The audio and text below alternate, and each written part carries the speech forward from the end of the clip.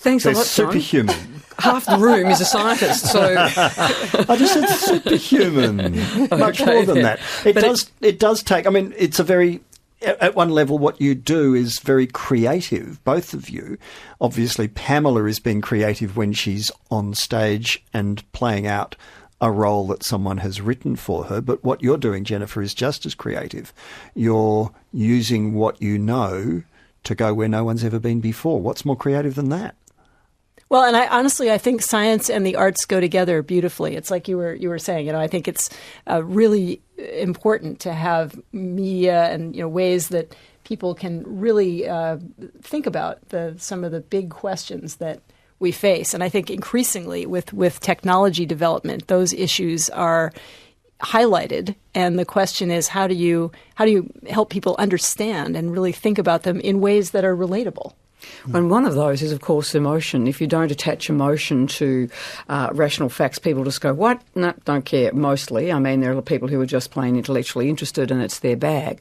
But the way, as journalists, John, the way in which we tell a story, particularly a long-form story, is you have to have a narrative thread that involves human emotions. People, you need a hook. And that's right. You need the hook that has to engage the human emotions, and then they will hear all the other things as they follow that emotional engagement. And that's exactly what the arts does. The only difficulty there, I suppose, is you've got to be sure that the way in which the science in this case is told is true. So that you can get a whole lot of, very lurid, frightening, ill-informed things, and that the unpacking or the emotional surrounds of the story you're telling are resonating at least in some kind of truth of the story. Does that make sense? And that's one of the good things about Kirkwood's work? Or? I think so, because she's not really particularally dealing with the science. She's dealing with the philosophical and the consequences of it, and how and literally about. I mean, I do think its bigger question is hanging around this notion of when do you let go, and what responsibility do you have to the future of your children and the planet.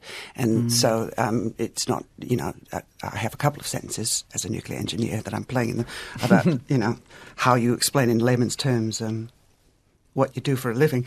But there's very little, in fact, that's her great skill is not getting sidetracked into very dry science as storytelling. Did you have to study up on the science? Did I do my dummy's guide to nuclear fission? Only enough in order to kind of feel that I had a grasp of what I had needed to speak about. But so you could be authentic in your delivery. Absolutely. Yeah. But, what are your lines? Can you give us one of your physicist lines? Well, I just gave you. No, that one. Oh, no. She says she met a geneticist at a wedding once, and they had a very good chat about shrubs for a north-facing garden, and then this inevitable question, the dreaded question, what do you do for a living? And she describes it. She's a nuclear engineer at a power plant, and he says, and so what does that entail? And she has to say, well, a slow-moving neutron is absorbed by a uranium-235 nucleus, and this turns it briefly into a uranium-236 nucleus, and then that turns into fast-moving lighter elements and releases 3 free. I mean, there's a little bit of that stuff that goes on in the play, but very, very little. And because, in a way, because these are 3 siloed scientists, nuclear engineers, that they all understand what they're on about. They don't have to explain it to each other, but what they really do have to grapple with.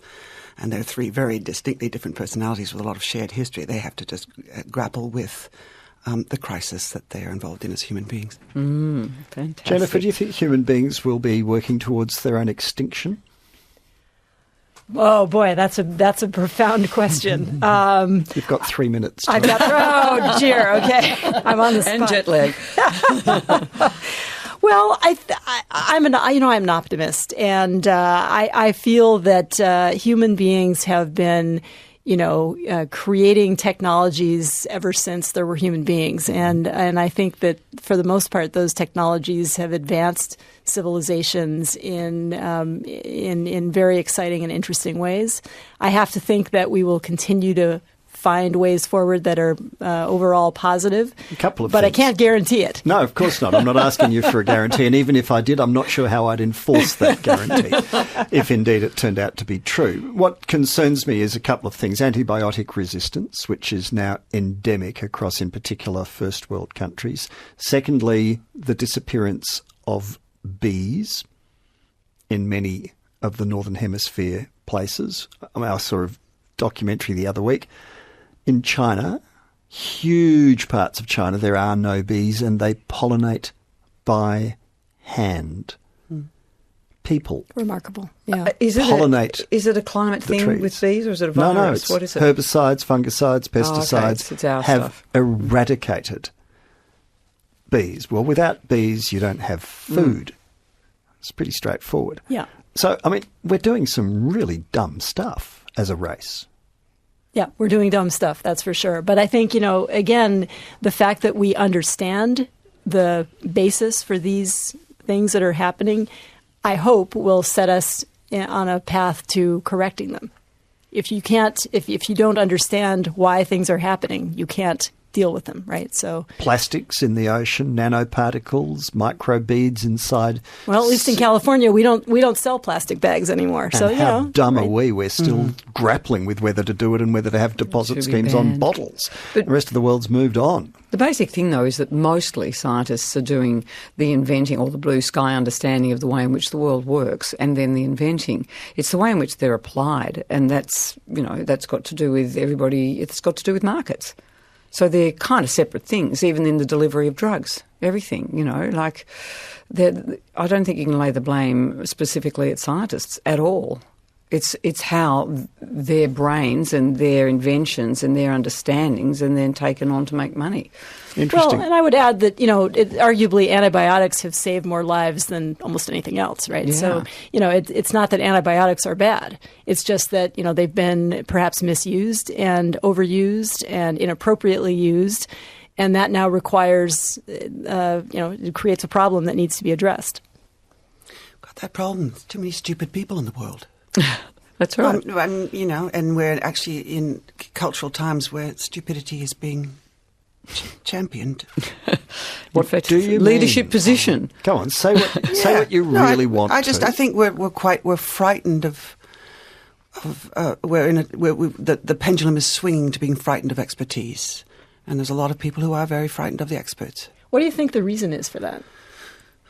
Or reasons, I should say. I don't know, other than that it goes back to anxiety. I just think that there are times when if you feel you're being left out of the conversation, and I think the conversation is coming into our living rooms more than it used to, but if you start to get overwhelmed by not being able to understand it, you will start to fight back. And I mean, I'm sure that tension is always there. It has been for millennia. But it just, at the moment, the pendulum is swinging the other way.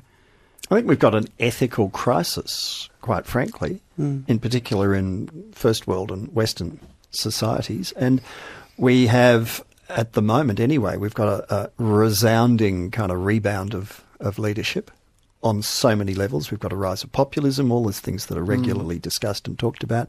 And as we're able to access more and more information through technology, the great paradox is that we're becoming dumber and dumber and doing stupid things. And we've got shorter attention spans. We want instant gratification.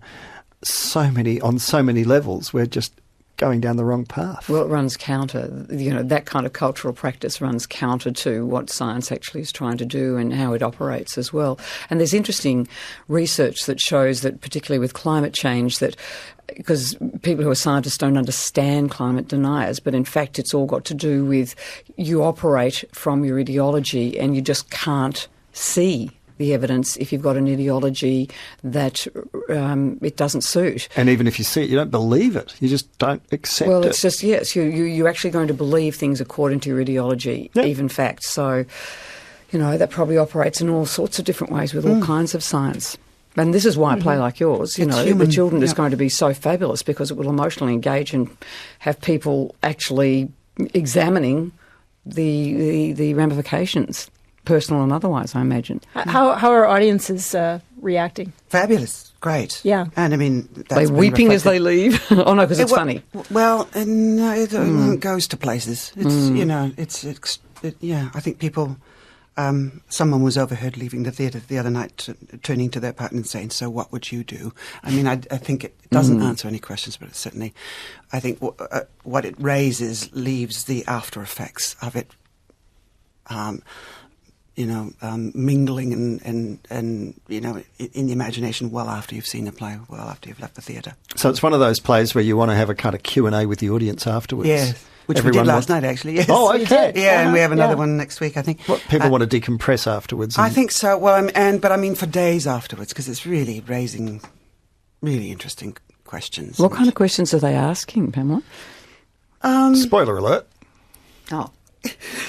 Oh, I see. Not really. Actually, more of the questions were to do particularly with the nature of the play and her very skillful writing and artistic ones. that sort of thing. But I think it probably takes a few more hours for what the play is dealing with to percolate in people's imaginations. And I think there are lots of conversations that happen probably with friends and loved ones and drinks afterwards, yeah. What could be better? You make them laugh, you make them cry, and leave them wanting more. Yeah. And that's the science I'm talking about as well. Absolutely. That can happen with the play too. We all want more. Oh, yeah, there you go, back to Now, the thesis. Yeah, well, that's the core of the problem. Yeah. We all want more. Oh dear. Pamela Rabe, actor and director, stars as Hazel in the play. It's called The Children by Lucy Kirkwood. Pamela Rabe is one of our guests on the Conversation Hour today. Professor Jennifer Doudna is, now let me get this right, the Li Ka-shing Chancellor's Chair in Biomedical and Health Sciences and Professor of Molecular and Cell Biology and Professor of Chemistry at the University of California, Berkeley, and with Emmanuel Charpentier, the discoverer of CRISPR, which is the holy grail of genetics, and is here for an event that is completely and utterly sold out at Jeff's Shed, the Lawn Genome Conference in Melbourne University School of Bioscience Convergence Science Network. I hope Melbourne's kind to you. Been wonderful. Thank you very much. It's been great to have you here. And Dr. Gael Jennings, my co-host, who you may be familiar with from her work here on ABC Radio and also with the old Catalyst on ABC Television all those years ago. Thank you all for coming. Gael, Jennifer and Pamela on ABC Radio Melbourne.